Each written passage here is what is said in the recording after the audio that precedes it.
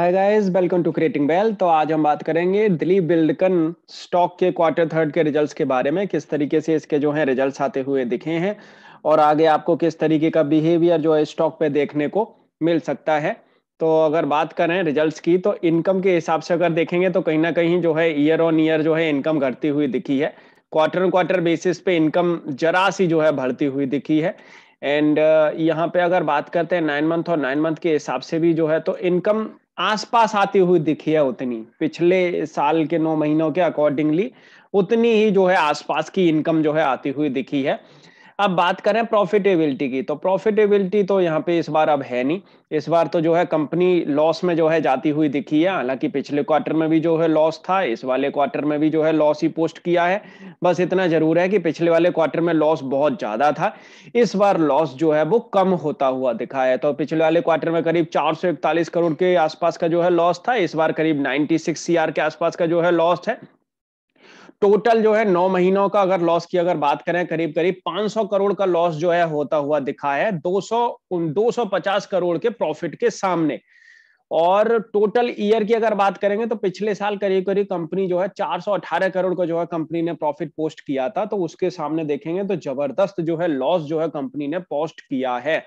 इसका सबसे बड़ा रीजन जो निकल के जो आ रहा है वो कहीं ना कहीं कॉस्ट ऑफ मटेरियल है। जिस तरीके से जो है मटेरियल की कॉस्ट जो है बढ़ती हुई दिखी है, और आप देख सकते हैं यहाँ पे मैं आपके सामने जो है इनकी अगर मटेरियल की कॉस्ट अगर रखूं, तो कहीं ना कहीं आप देखेंगे तो करीब करीब 800 करोड़ जो है मटेरियल की कॉस्ट के बढ़ने की वजह से जो है ये कहीं ना कहीं कंपनी जो है लॉस पोस्ट करती हुई नजर आ रही है।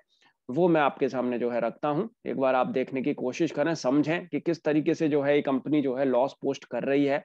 आप यहाँ पे जो इनकम जो देख रहे हैं, करीब करीब उतनी ही इनकम जो है अभी 9 महीने के अंदर हुई है। करीब 7,000 करोड़ के आसपास की जो है इनकम ही जो है हुई है इस बार भी, और जितनी इनकम जो है पिछले साल 9 महीने के अंदर हुई थी। लेकिन पिछले साल आप कॉस्ट मटेरियल की कॉस्ट अगर देखोगे तो वो थी करीब 5200 सीआर के आसपास की, और ये जो है पहुंचती हुई दिखी है करीब करीब 600 सीआर तक, मतलब करीब करीब 800 करोड़ की इस वो 6000 सीआर तक। तो पहले 5200 सीआर की जो है इनका जो कॉस्ट ऑफ मटेरियल लगा था वो करीब करीब 800 करोड़ जो है बढ़ता हुआ दिखा है। तो यहाँ इस बार जो है पहुंचता हुआ दिखा है 6000 सीआर तक। तो इसको करेक्ट आप जरूर कर। और यहाँ पे इसी का ही जो है इफेक्ट देखने को मिला है प्रॉफिटेबिलिटी में, क्योंकि यहाँ पे जो लॉस जो आया है 500 करोड़ का वो इसी वजह से जो है आता हुआ दिखा है। नहीं तो यहाँ पे जो है ये प्रॉफिट आता, क्योंकि कॉस्ट जो बढ़ने से, मटेरियल की कॉस्ट को बढ़ने से यहाँ पे कहीं ना कहीं कंपनी लॉस में जाती हुई दिखी है इस बार। मटेरियल की कॉस्ट बढ़ी है, एंड और सारी चीजें देखेंगे जैसे अदर एक्सपेंसेस देखेंगे वो बराबर से ही रहे हैं। डेप्रीसिएशन अमोर्टाइजेशन की देखेंगे तो उसमें भी कोई खास फर्क नहीं है, वो कम ही हुआ है इस बार। एम्प्लॉय बेनिफिट्स को भी देखेंगे तो वहां भी आपको जो है कम ही देखने को मिल रहा है, क्योंकि वहां पे कोई ज्यादा इन्होंने कोई ज्यादा खर्चा भी नहीं किया उस पर भी, एम्प्लॉय बेनिफिट एक्सपेंस पे भी वहां भी जो है कम होते हुए दिखे हैं खर्चे। तो सबसे बड़ा जो एरिया जो निकल के आया वो आया कॉस्ट ऑफ मटेरियल का, तो इसको जो है ध्यान में रखें। दूसरी बात क्या है, और वो हर कंपनी के साथ में इस बार होता हुआ दिखा है, लेकिन यहाँ पे ये है कि इनकी सेल ही ज्यादा नहीं बढ़, रेवेन्यू ही ज्यादा नहीं आया, तो इसलिए जो है वो कंपनी प्रॉफिट लॉस में जो है ज्यादा तरीके से, अच्छे तरीके से जो है आते हुए दिखी है। अगर और अच्छा खासा जो है कंपनी आगे रेवेन्यू करती तो पॉसिबिलिटी थी कि शायद कहीं ना कहीं जो है ये प्रॉफिट भी पोस्ट कर सकती थी। लेकिन कोई नहीं, आगे तो मुझे लगता है लेकिन कहीं ना कहीं कंपनी जो है एक बेटर परफॉर्म करती हुई दिखेगी, वो भी मैं आपके सामने रखूंगा कि क्यों ऐसा कुछ हो सकता है। अब यहाँ पे अगर बात करें, इनका जो ईपीसी प्रोजेक्ट है वही जो है उसी ने जो है दबाव बनाया है, ईपीसी प्रोजेक्ट वाले सेगमेंट ने जो है दबाव बनाया है। हालांकि road infra and maintenance and told operations वाला भी कुछ खास नहीं चला है। पिछले साल पिछले क्वार्टर में तो लॉस में था, इस बार कहीं ना कहीं जो है 40 करोड़ का उसने जो है प्रॉफिट किया है। लेकिन 9 मंथ और 9 मंथ के हिसाब से देखेंगे तो कोई खास नहीं है। आप देखेंगे यहाँ पे तो करीब करीब एक अच्छा खासा जो है स्टॉक जो है ये एरिया जो है प्रॉफिट लेके आता था, और उसके सामने देखेंगे तो कोई खास प्रॉफिट जो है आपको देखने को नहीं मिलेगा। मतलब 508 करोड़ के प्रॉफिट के सामने कुछ खास प्रॉफिट जो है नहीं देखने को मिल रहा। तो इन सारी चीज़ों को कहीं न कहीं देखोगे आप तो कोई मतलब एक ठीक है रिज़ल्ट अगर कहेंगे तो एक ठीक-ठाक रिज़ल्ट है। मतलब ये है कि हालाँकि लॉस में तो पहुँची है कंपनी, इतना तो है ही।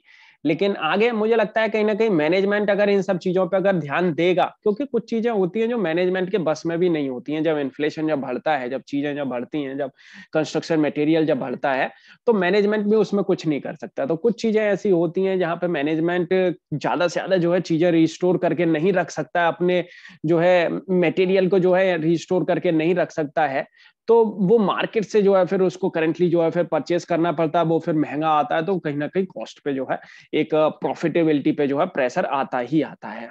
फिलहाल के हिसाब से देखेंगे तो बहुत ही अच्छे खासी इनकी जो है ऑर्डर बुक देखने को मिल रही है इस बार। नए ऑर्डर्स अच्छे खासे इन्होंने जीते हैं। कुछ टनल का प्रोजेक्ट भी जो है इन्होंने जीता है आरवीएनएल की तरफ से। तो इस तरीके से देखेंगे तो एक अच्छे खासे ऑर्डर बुक इनके पास में मौजूद है। एक प्रोजेक्ट कुछ इनके कंप्लीट होते हुए दिखे हैं एफवाई 22 के अंदर, जो एक समय से पहले जो है इन्होंने कंप्लीट करते हुए ये दिखे हैं। अच्छे खासे बिजनेस डिविजन्स के हिसाब से देखोगे तो सबसे ज्यादा इसके इनके पास में जो ऑर्डर बुक है रोडवेज एंड हाईवेज की है। करीब करीब 40% रोडवेज एंड हाईवेज के जो है ऑर्डर्स हैं।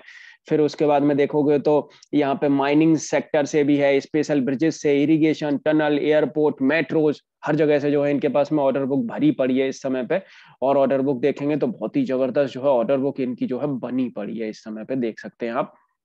बहुत ही शानदार जो है ऑर्डर बुक कंपनी जो है इस समय पे दिखा रही है। एंड इसमें देखेंगे तो 71% इनके पास में जो ऑर्डर्स है वो सेंट्रल गवर्नमेंट से हैं, 29% ऑर्डर्स इनके पास में स्टेट गवर्नमेंट से हैं। तो इन सब चीज़ों को देखा जाए तो कंपनी का फ्यूचर हालाँकि बहुत ही ब्राइट मेरे को तो जो है लगता है। और देखते हैं आगे किस तरीके से जो है ये कंपनी काम करती हुई दिखेगी, क्योंकि इन सब चीज़ों को भी नहीं भूला जा सकता है, क्योंकि किस तरीके से जो है अब ये इन्फ्लेशन पे रोक लगाएँगे, किस तरीके से जो है ये प्रॉफिटेबिलिटी को जो है सँभालेंगे, और मैनेजमेंट क्या जो है उन चीज़ों के ऊपर जो है सोच रहा है, वो भी मैं आपके सामने जो है रखूँगा कि क्या मैनेजमेंट जो है आगे करने की जो है सोच रहा है। और उसने जो है किए हैं कुछ एक्शंस तो हालाँकि लिए हैं। और इस समय देखेंगे तो highest ever order won and largest order book, बहुत ही बेहतरीन ऑर्डर बुक है कंपनी की।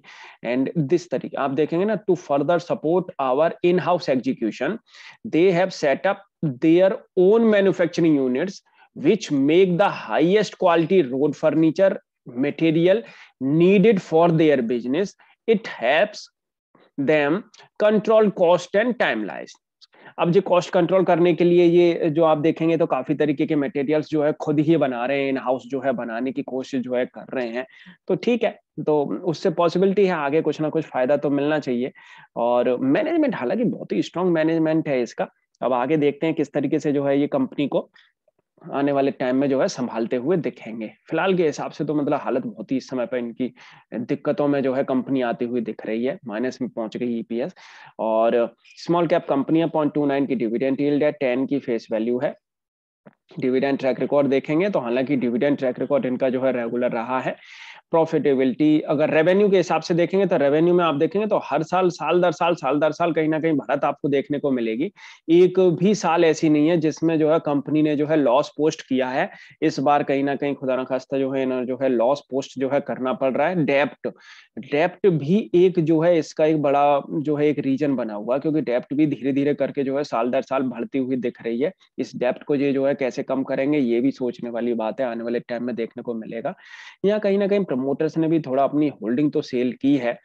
तो देखते हैं कैसा कितना फर्क जो है इस चीज का पड़ेगा आने वाले टाइम में। और यहाँ पे शेयर होल्डिंग पैटर्न की बात करेंगे, एक ठीक ठाक शेयर होल्डिंग पैटर्न जो है बना हुआ है। अब आ जाते हैं चार्ट पे, चार्ट किस तरीके से जो है बोल रहा है। देखो फ्यूचर तो जिस तरीके से ऑर्डर बुक है, जिस तरीके से गवर्नमेंट के प्रोजेक्ट काफी इनके पास में, सेंट्रल गवर्नमेंट स्टेट गवर्नमेंट के प्रोजेक्ट हैं, कहीं ना कहीं वो एग्जीक्यूट तो होते हुए दिखेंगे।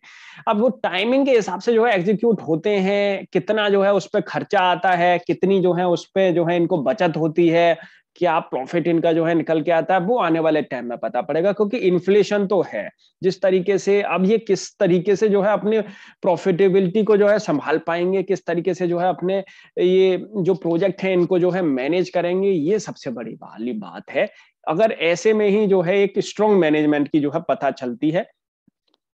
आने वाले 1 क्वार्टर, 2 क्वार्टर या 3 क्वार्टर के अंदर ये सारी चीजें जो है आपको पता लगने लग जाएंगी कि कंपनी नेगेटिव में ही चलती चली जा रही है या कहीं जो है ये पॉजिटिव आने की जो है कोशिश कर रही है। क्योंकि इस बार क्वार्टर के हिसाब से देखेंगे तो क्वार्टर में क्वार्टर बहुत ही तगड़ा जो है एक रोल ओवर देखने को मिला है, बहुत अच्छा खासा जो है अपसाइड देखने को मिली है। क्योंकि पिछले साल तो पिछले क्वार्टर में तो करीब 440 करोड़ का लॉस था, इस बार तो करीब 98 सीआर का ही है। तो ये सब चीजें देखोगे तो कहीं ना कहीं एक ऑप्टिमिस्टिक लग रहा है कि आने वाले क्वार्टर में कहीं ना कहीं जो है कंपनी फिर से प्रॉफिट में आती हुई दिखेगी। फिलहाल ये चार्ट पैटर्न देखोगे तो स्टार्टिंग का अगर आप एरिया देखोगे, बहुत ही सॉलिड जो है स्टॉक का जो है एरिया गया है। उसके बाद में तो ऐसा टूटा है कि बस दोबारा उठने की कोशिश ही नहीं की उसने। 50% की रेजिस्टेंस से देखेंगे, ब्रेक मिला था मार्च 2019 के अंदर, वहीं से दोबारा से जो है ब्रेक देखने को मिला है। और अच्छा खासा इसमें जो है ब्रेकडाउन बहुत अच्छा खासा जो है आता हुआ दिखा है। यहाँ पे अगर स्टॉक नहीं रुकता है, क्योंकि इसके नीचे फिर तो ये एक एरिया ऐसा आ जाएगा यहाँ पे तो फिर इसका तो मेरे हिसाब से तो फिर कोई फायदा ही नहीं। 190 रुपए के आसपास तो मेरे हिसाब से स्टॉक इतना तो नीचे नहीं गिरना चाहिए। और अब जिस तरीके से रिजल्ट आए हैं उस तरीके से भाव भी जो है उसी तरीके का है। थोड़ा बहुत गुंजाइश है, थोड़ा बहुत अगर गिरेगा तो गिरेगा, नहीं तो मेरे हिसाब से जो है यहाँ पे कहीं ना कहीं अब ये कंसोलिडेट होता हुआ दिखना चाहिए। क्योंकि ये ही एक अगर यहाँ से अगर गिरता है तो ज्यादा से ज्यादा मुझे लगता है कि ये स्टॉक जो है आपको 300 रुपए के आसपास जो है 30-40 रुपए की अगर इसमें और डाउनफॉल अगर होती है तो वो गुंजाइश पॉसिबिलिटी है, हो भी सकती है। और अगर नहीं तो कहीं ना कहीं यहाँ से जो है इसमें एक रिवाइवल या यहीं के यहीं थोड़ा कंसोलिडेट, कोई रिवाइवल तो अभी इतनी जल्दी नहीं आने वाला। क्योंकि कहीं ना कहीं हम मार्केट देखें कि आने वाले क्वार्टर्स कैसे रहने वाले, वो प्रॉफिटेबल आएंगे या नहीं।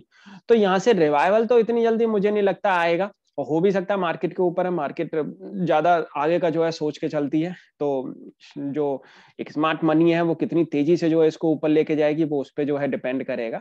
तो यहाँ पे मेरे हिसाब से फिलहाल अगर आप यहाँ पे फ्रेश एंट्री लेना चाह रहे हैं तो अभी 1-2 क्वार्टर देखें, उसके बाद में सोचें। और यहाँ पे कहीं ना कहीं आपका माल अगर ऊपर रुका हुआ है या आप कहीं फंस गए हैं इस वाले एरिया में, तो रुकने का मेरा हिसाब ये है कि आप यहाँ पे अपना एक स्ट्रॉन्ग एक स्टॉप लॉस लगा के चलें। और जो स्टॉप लॉस इसमें रहेगा वो रहेगा करीब 300 रुपीज के आसपास का। 300-315 रुपए का एक स्टॉप लॉस मेरे हिसाब से इसमें वर्कआउट करना चाहिए। उसके नीचे अगर स्टॉक गया तो फिर तो कोई फायदा ही नहीं है फिर तो यहाँ पे अगर आपने इतना अगर फॉल देख लिया है तो थोड़ा अगर 10-20 रुपए का अगर आपको थोड़ा गुंजाइश एक रख के चलनी चाहिए। कहीं ना कहीं जब अपसाइड अगर इसमें आती है तो वहां पे आप जो है निकल सकते हैं। टाइम तो लेगा स्टॉक, यहाँ से मुझे नहीं लगता अभी इतनी जल्दी जो है अपसाइड दिखाएगा। कहीं ना कहीं कंसोलिडेशन इसमें हो सकता है, 2-3 महीने होता हुआ दिखे।